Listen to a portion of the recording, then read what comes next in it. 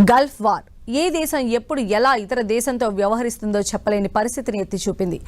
ఎప్పుడు ఎవరితో ఎలా అవసరం ఏర్పడుతుందో కూడా చెప్పలేని పరిస్థితి.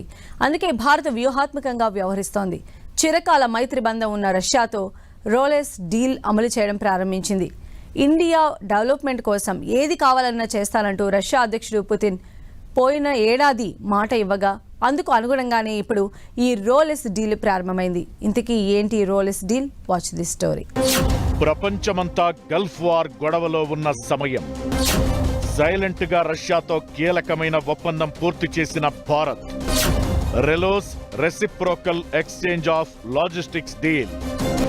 పరస్పరం రక్షణ రంగంలో సహకారం కోసమే రెలోస్.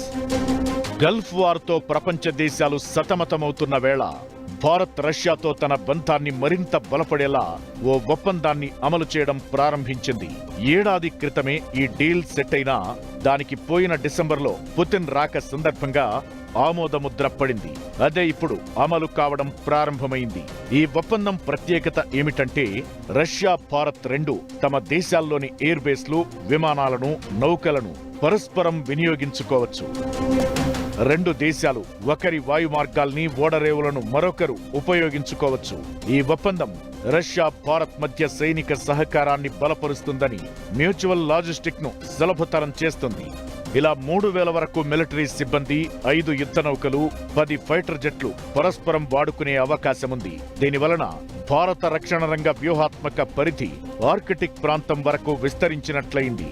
అలాగే రష్యాలోని ముర్మాంగ్స్, సెవెరోమార్క్స్ పోర్టుల్లోకి భారత నౌకలకు ప్రవేశం లభిస్తుంది.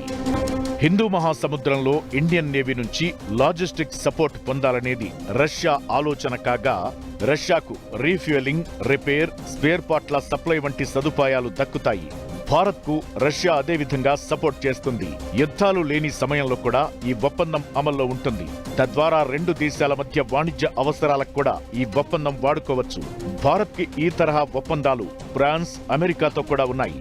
అయితే ప్రత్యేకంగా రష్యాతో ఈ సమయంలో ఈ ఒప్పందం ద్వారా మనకి క్రూడ్ ఆయిల్, గ్యాస్, ఫర్టిలైజర్ల రవాణా అనేది సురక్షితంగా జరిగే అవకాశముంది. 5 ఏళ్ల పాటు అమల్లో ఉండే ఈ అగ్రిమెంట్ ను అవసరాన్ని బట్టి పొడిగించవచ్చని రష్యా ప్రకటించింది.